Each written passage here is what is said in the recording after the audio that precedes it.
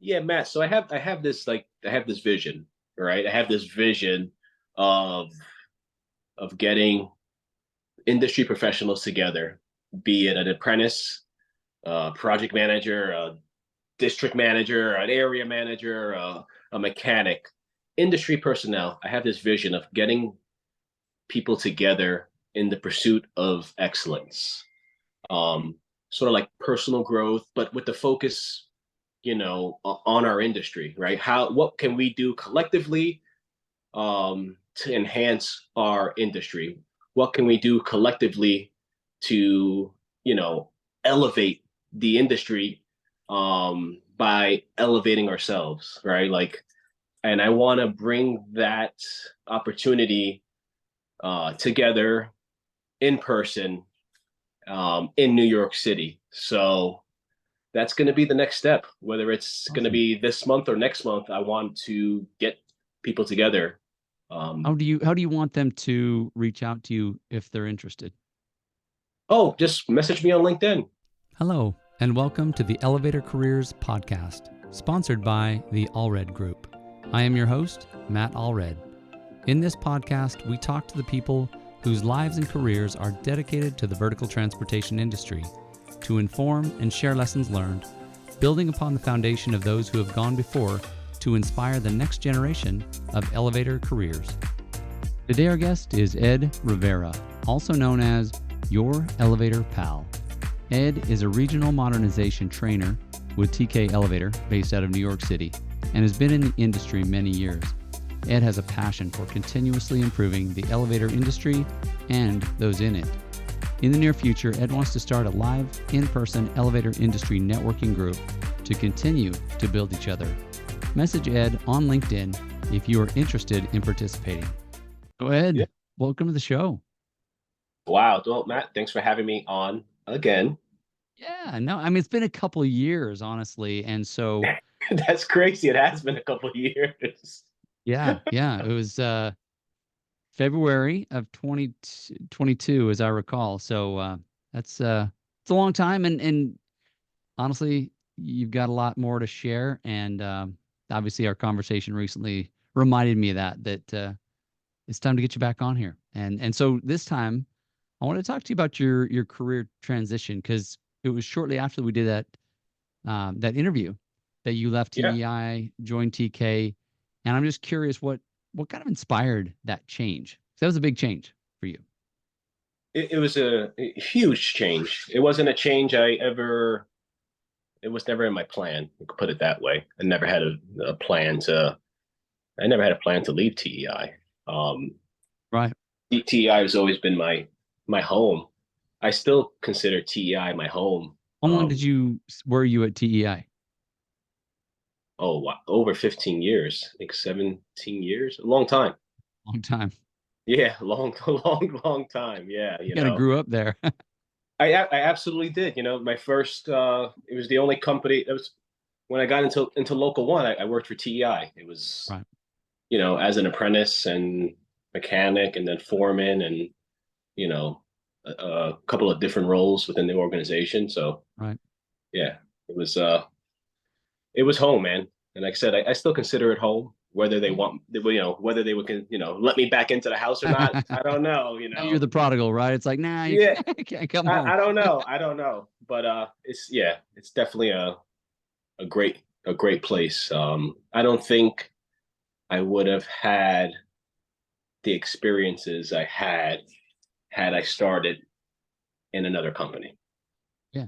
Yeah. Yeah. No, I mean, you've grown in ways that maybe other companies, especially, I don't know. And sometimes I just see people who get a little pigeonholed in certain companies because of the way they're structured and because of the way that, maybe it's just the owner, right? Unless you have, you're the son or the, the close relative, you don't get the next opportunity. But certain companies, small or big, I might talk to a guy today that feels like the structure is just kind of limiting to where he's at, even though it's a big company. So, um, to be able to do all you've done is awesome.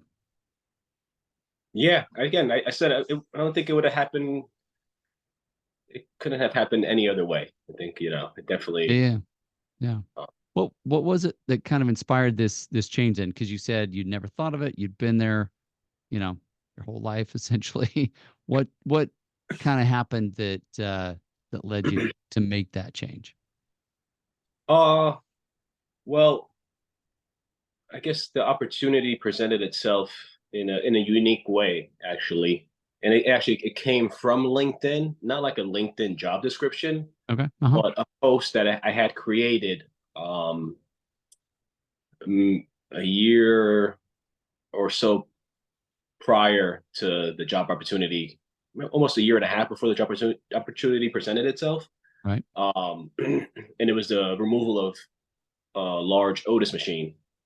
And Marty Walker, who works for TK, he's like Mm-hmm. the mod director. Right. No, that was his title at the time. I think it's similar. I think they changed some names around, but he's still, Okay. like the national mod guy. Right. He had reached out asking me a question about Mm-hmm. the machine removal. I had no idea. All right, I'm happy to help anybody I can. Right, Right. if you have a question and I can provide some insight and guidance, I'm going to share it with you. I don't know So it was any more of a better. conversation. Like you said, It was it wasn't a job that was put in front of you. It's more of a, hey, let's talk. Let's create a relationship essentially.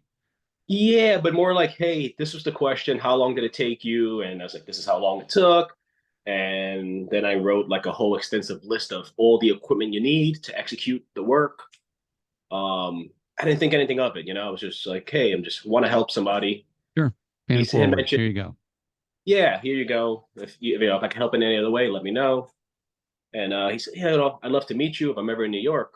I said, yeah, sure, cool, let's do it. If you ever come to New York, let me know. Right. A year plus, passes by. And he sends me a note. Hey, I'm going to be in New York City. I'd love to meet you. And kind of said, yeah, sure. So we met.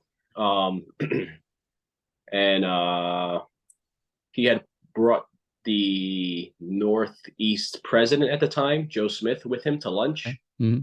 And we chatted, had a little, nice lunch and chat. And they wanted to present me with a job opportunity. Wow. It's like, all right, Just like that. listen. Yeah. It was like,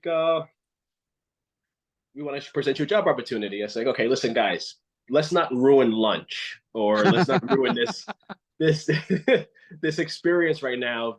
Kind of connecting. If this job opportunity has anything to do with me giving my union card, I Gotcha. don't want anything to do with it. Like I'm not Right. looking. That's not something I was looking to do. Mm-hmm. And they said, no, no, no. It's you get to keep your union card, and this is the role. And they kind of described it. The title was like regional mod trainer. You provide training, technical training and support to the field personnel, and we think you'd be a good fit for the role. And I said, it sounds interesting. I don't know these people, so but it sounded like it's Right. all right. I'll chew on it. But that was also, it was probably around November, and I was in the middle of a project. That project wasn't going to be done till April or May the Right. following year. And I said, let me tell you something. Like, I will not like walk away from this project. Like, I have to Right. finish this project, and this project's not done till April or May. So, if that's a deal breaker, that's a deal breaker because I'm not going to just leave. Right. And they, no, no, no. If you're actually looking to join, we would wait for you. Cool. Yeah. And yeah, after that, it was just like, let me see who these people are, kind of like make some phone calls to people in the industry. Do you know this person? Do you know this person? Are they trustworthy? Kind of So doing on a and so forth. background check, which is in reverse, which is awesome. I love that you're doing your homework to say, tell me about this guy. Yeah, you got to get the feel for them, right? Because Sure. I want to, if I were to make this change, I had to feel right. It was like, Sure. is this something that's going to make sense for me? And I had reached out to two of my mentors. You know, I won't name them for security reasons. Sure. It's fine. But no, I had some talks with these two people I really look up to just to get some guidance and direction and get their thoughts on the role and the opportunity. And they kind of like like, it sounds like a perfect role for you. Sounds like a really Cool. unique experience and opportunity, something you should, heavily consider. Yeah. Um, so, it took some time to consider it while I was still, wrapping up the project because we're at the tail end on a couple of bumps Sure. to completion. And a few months after that, they had asked me to take a trip down to Atlanta to see the test tower. Cool. Yeah. So, I told my wife, I said, I'm going to go down there, but I'm going down there not to see the cool test tower. I mean, it's elevator stuff, so it's going to be It's gonna like, be cool. innovative and cutting edge technology. So it will be pretty cool to go see. But I wanted an opportunity to get a little more like intimate with them to get a feel for who they were. Because I listen, I don't want to work for like a bunch of, I didn't want to work like a bunch of sales personnel, right? Like we just got this guys. Tell me that just a little bit more. I mean, not to throw salespeople under the bus per se, but what do you mean by that? I'm guessing. No, well, so like for me, well, and this is probably the way I had viewed like the corporate side of the industry, right? Okay. Right. I had pull a stigma, like I had this, I had this view of, like a corporate America. Like I don't want to deal with that BS, like for lack of better words, right? And I Okay. and I definitely don't want to throw no salesperson under the bus. I just kind of use that. Excuse No, me. and that's why I asked you to define it because I know you're not, but I just wanted you to in your mind, like you say, you've got this idea of what corporate America is like, and you've got this some concern about walking into this situation. So I just wanted you to share that. So thank you. Yeah, yeah. No, so I had to get that feel. I want to be around people who wanted to actually execute, Right. who want to operate. Um, so I made the trip down there. I met some people while I was down there, and they were incredibly welcoming. Um, and at the end of the trip, when I was on my way back, I kind of told my wife, well, I'm going to really consider, joining the company and Cool. taking on this job opportunity. Um, So how long from kind of introduction, lunch meeting until you actually said how long did you chew on this opportunity before you actually decided to take it? oh, let's see, November, December, January, February, March, up to April, so 6 months. Yeah. Cool. Yeah, yeah, it was 6 months. It was yeah, it wasn't certainly wasn't impulsive. No, Yeah, no. yeah. And it wasn't just, for sometimes people make a decision for, a couple bucks, extra, but No, no, that wasn't the driving factor. I was TI's always done well by me, so that wasn't right. it. Mhm. It was just this unique opportunity, and it was just like take it and grow from it. Sure. I mean, the worst that would happen would be that it didn't work out, and I'd go back to running big elevator modernization projects in New York. Like to me, I didn't feel like it was a lose lose. I Sure. felt like I Sure. couldn't lose in the situation. Um, I knew it was going to hurt, hurt some people in the company. Definitely was never my intention at Yeah. all. So tell me a little bit more about that because there are risks, right? There are just some, like you say, personal risks. And sometimes people take it personal when you decide to, hey, I'm gonna go pursue this opportunity. What was that like for you? Yeah, listen, I was kind of expecting that to happen because it's just natural. It's not, Sure. Right. I don't think any of the dissatisfaction was in unwarranted, if that's the right word. You know what I mean? Kind of Yeah. expected. Yeah. It was, but again, the decision was never made in like malice, right? I was never like there was never any anger towards my decision. I didn't make it hate and haste. Like it was just like I need to just do this Mm. Yeah. For thing. me, for my own growth and development and Yeah, up.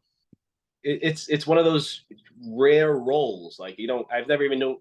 I didn't know a role like this existed. So And they may have created it just because who knows, all right? Here's this guy who knows how to he knows mods better than we do, and maybe he can teach us something. I don't know.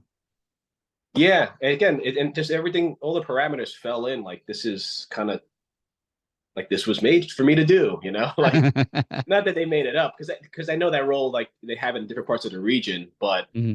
it felt like it almost felt like the perfect role for me at the time, and it still feels like a great decision. So No, that's huge. I mean, you've been there almost 2 years, right? 2 in April. two in April, yeah. Yep, yep.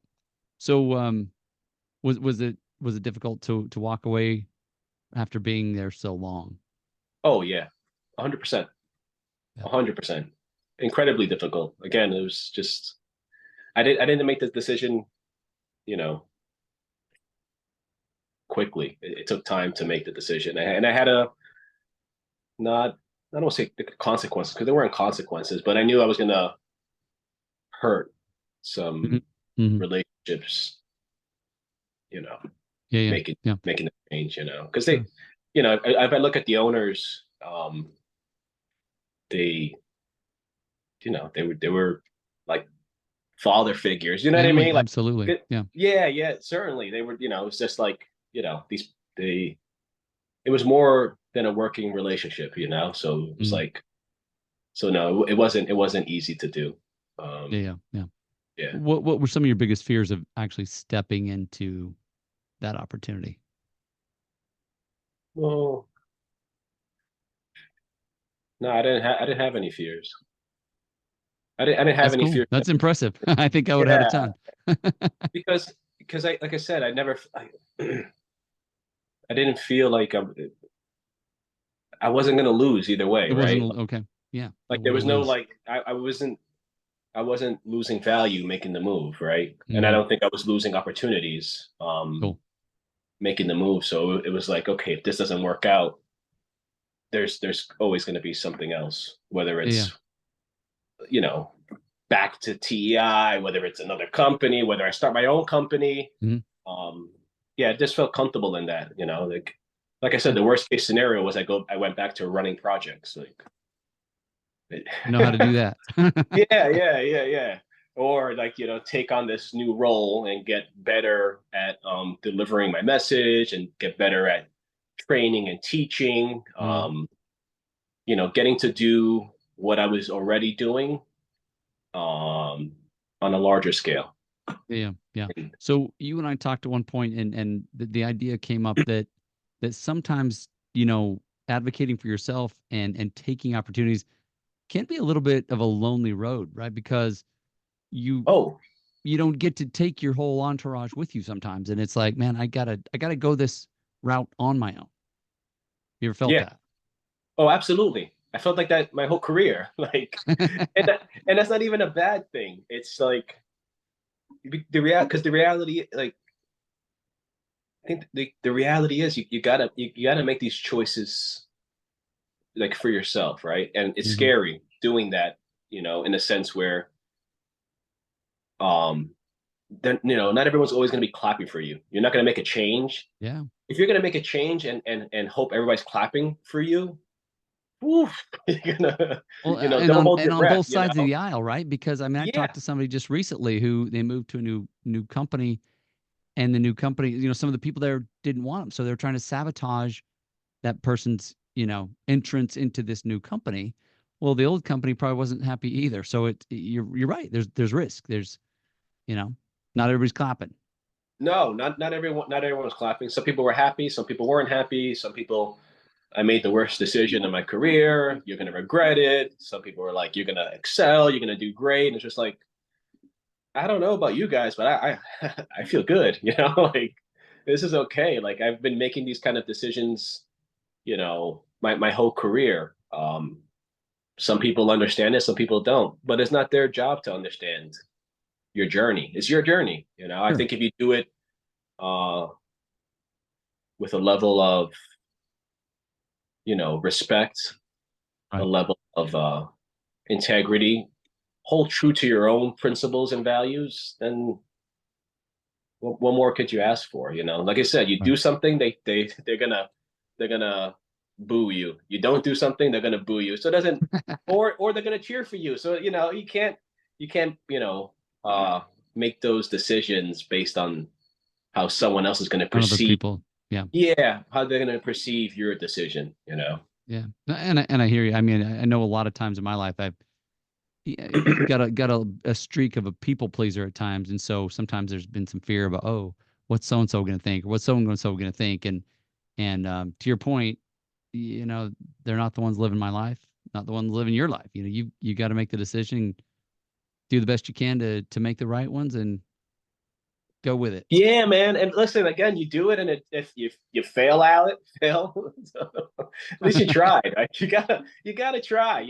I wouldn't want to be someone who like jumped at every opportunity thrown at me. Like I'm gonna just hop around. Right. If I look at my career, if I would look at my career in this industry, I've only been with 3 companies. Right. I started off filing for Boca Group, Right. right?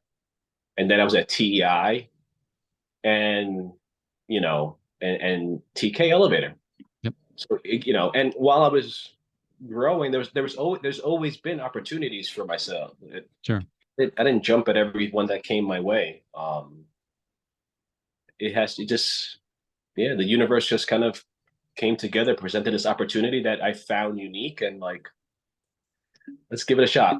Yeah, and that's awesome. And I'm glad you brought that up because I do see at times people who, it's like, why, look at the resume and, hop in every 18 months or something. It's like, what, well, I was recruited here. I was recruited here. But to your point, nobody's making you do that. You've got to choose for your own, career and situation, and not necessarily take everything that comes in front of you, because then it's like, well, who's leading your career? Is it just somebody that's pulling you around on a leash, or are Yeah, you making the choices, saying no when it's appropriate, saying yes when it's appropriate, and you know, creating the career that you want versus somebody else wants? yeah, and people leave, for these different reasons, but if you can kind of navigate your career to on this like growth, right? Like I Sure. wouldn't have left if I would never have left if the role was to be like a foreman. Like Right. I was doing that already, so why would I leave? Like Right. it just wouldn't be I was, again, there was nothing wrong. I was happy there, so I didn't go. I just went for this. Here's this unique role, and let's try something new, man. Yeah. So tell me about just a little bit about this role. You're a regional trainer, is that right? Yeah, that's what they call. That's what they. I always found the name funny, but like, yeah, they call it a regional mod regional trainer, something along those You're lines. traveling a Regional. bit within the Northeast, or what Yeah, does so region look the like? role. Yeah, the role is it's the Northeast region, Hmm. and mainly I've been mainly in New York, New Jersey, and Long Island. I've gone upstate a couple times. Um, I haven't, and then there hasn't been anything that's where I've been needed elsewhere just yet. I've been down to Philly, Okay. but that's considered like mid-Atlantic a couple of times to provide some support.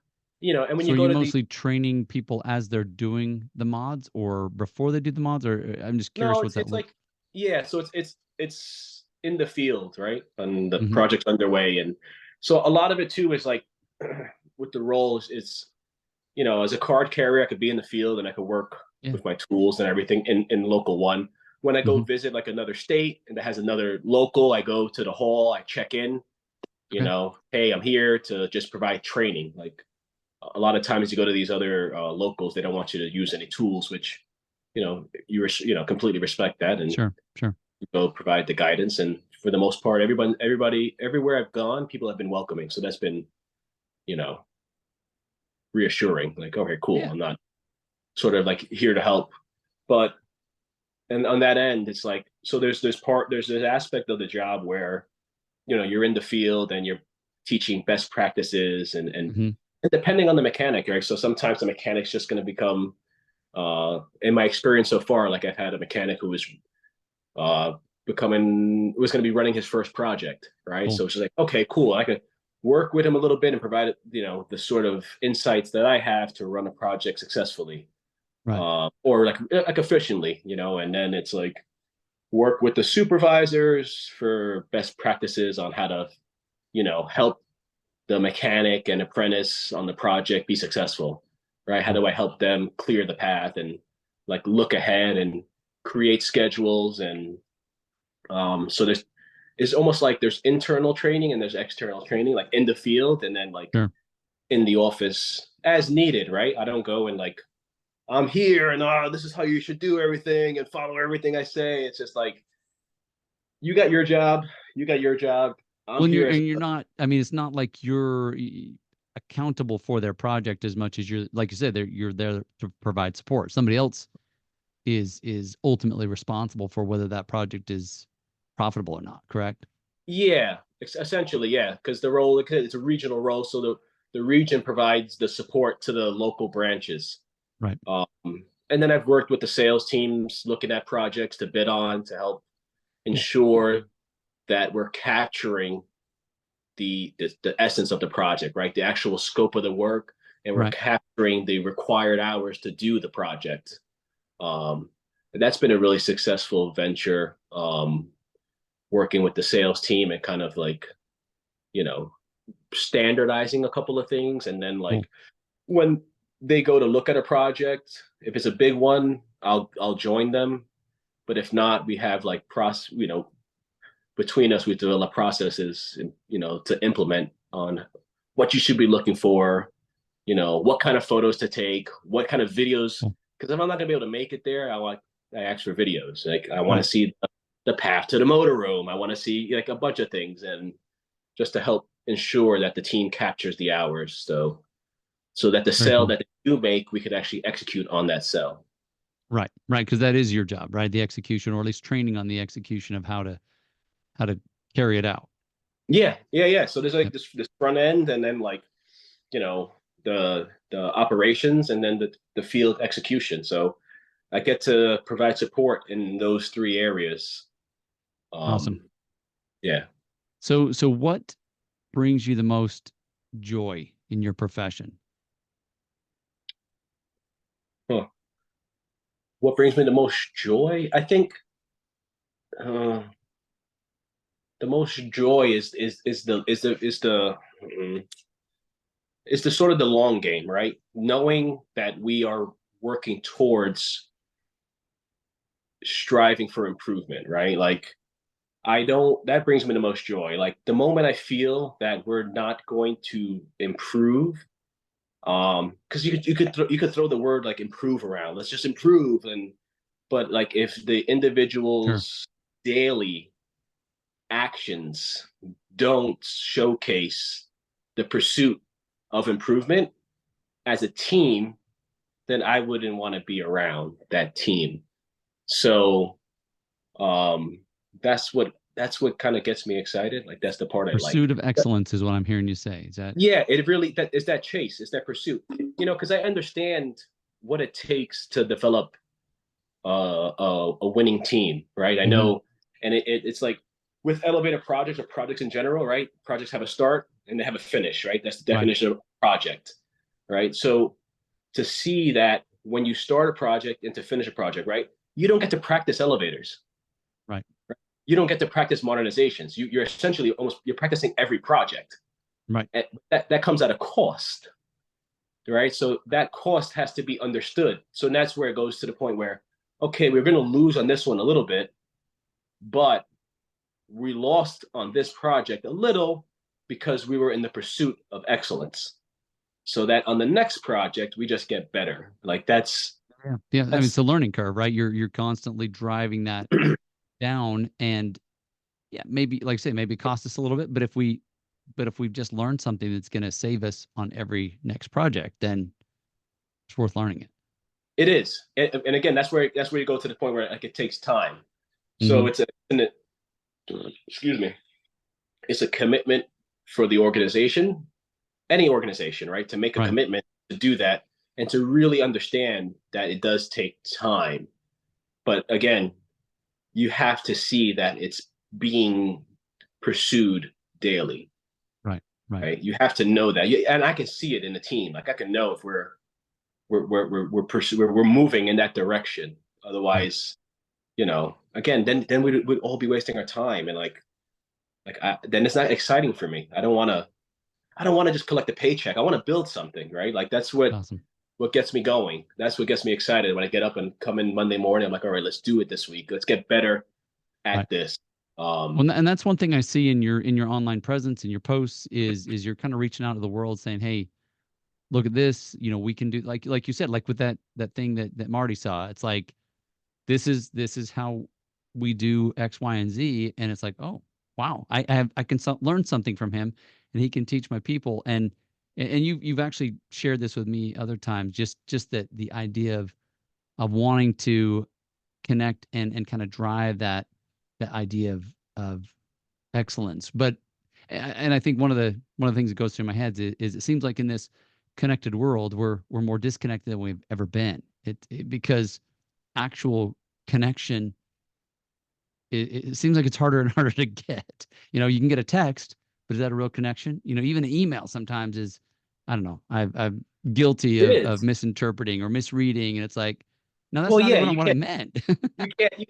you can't tell tone from an email or a text, or Right, it's impossible. Yeah, I mean, LinkedIn's been a great in a way that I've been able to connect with the industry right. uh, from a distance, right? If you think about it, right, it's just like on a screen, and uh, what you see is really what you get, right? There's nothing like that's who I am, whether it's not like something made up. It's just like this is me. So when you do meet me in person, it's like, oh, this is the same person that I've kind of known already. Right, Um, right. but yeah, you want to kind of take and a lot of people are connected around the world, which is also incredibly fascinating. True. Um, but I think there's opportunity, to connect locally that So could be. yeah, I'm sorry to interrupt. I mean, you Yeah. shared with me kind of a vision at one point, and I was just curious, and maybe you can share it now. But if you were to do one thing to connect, to help people encourage people to strive for excellence, what's that one thing you do? Sort of taking it past just like the post on LinkedIn, right? Like Okay. um, that pursuit. What I'm looking to do, and I'm kind of like I've put a feeler out there. I like to bring that community to life, right, on a local level right now, because that's just not looking to travel. Paint So that for me a little bit. What does that look like? well, what it looks like in my head at the moment, and I've been toying with this for a bit. Um, industry professionals, Hmm. and from the field or from the office, whether you're an apprentice, a mechanic, a foreman, or adjuster, assistant project manager, a coordinator, just the elevator industry, right? Okay. Um, and sort of get together once a month, once a quarter. I'm not sure, and not like get together and kind of like just have a social. I mean, there's a social aspect to it because Hmm. you're connecting, you're getting together, but sort of getting together and like figuring out. Like I imagine like the first get together is like you know, well, who you are, what you're doing, and where do you want to be. Hmm. And once we figure that out, or once not figure it out, but we learn that about each other, we can look for ways to kind of help each other grow. And how that looks, I think it could be something like uh, these were the books I've read that helped me grow my career. These are the online courses that I took. Or these were the things I did as I was growing, on my professional journey, and look to learn from each other in order to help each other, right? And if we can like, if we're all striving for this level of excellence, I think not only does it elevate the individual, but it'll eventually elevate the industry, right? Absolutely. Like Yeah. where we where excellence is the standard, and no one like no company, no union, non-union, no one, like the industry as a whole is just striving for that excellence. Now, is this going to just change the ship overnight? No, but I think there's a lot of people who want the same things that I want for the industry, Right. you know, Yeah. and to grow professionally, you know. I'd Well, like to I'm looking yeah. to give more than I would receive, right? Like not Yeah. that I wouldn't even learn, but I feel like we can, you know, being able to connect with people who can add value to each other, I think would be pretty interesting. And I don't know if it will flourish into anything, but I think it's worth exploring. Absolutely. Well, and I mean, and like you say, it may not change the whole ship at once, but if it's kind of like the old saying about the starfish, you throw a starfish back. In other words, it matters to one person at that time. And so even if it's 20 people that get together in Queens or Manhattan or wherever local happens to be and just say, hey, let's just meet and talk. We'll do some networking, we'll do some mentoring, we'll answer some questions, ask some questions, and encourage each other in the pursuit of excellence is what I'm hearing. Yeah, absolutely. You know, that's yeah, you kind of nailed it. You know, like I said, I think it could be something.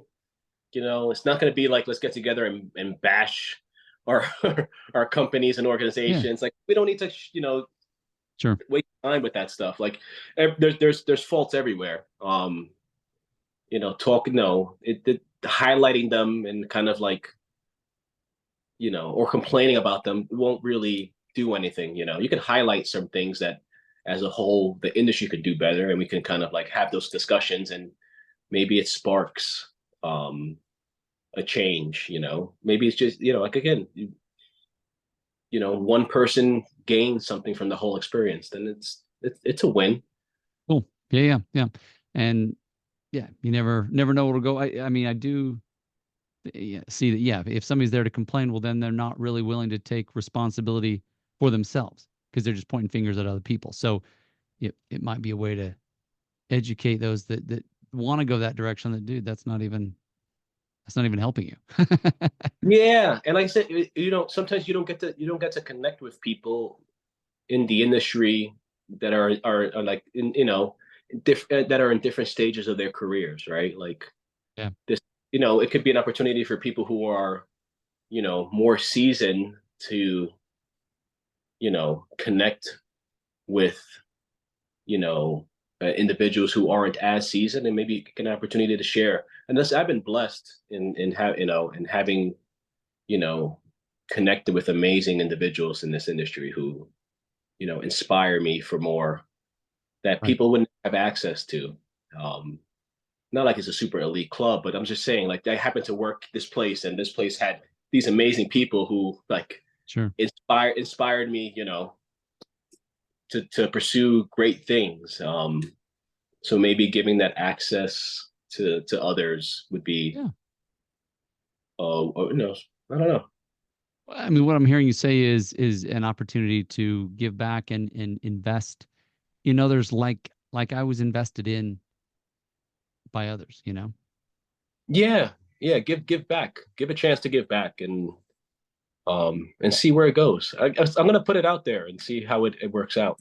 And it Absolutely. might, No, let's do that.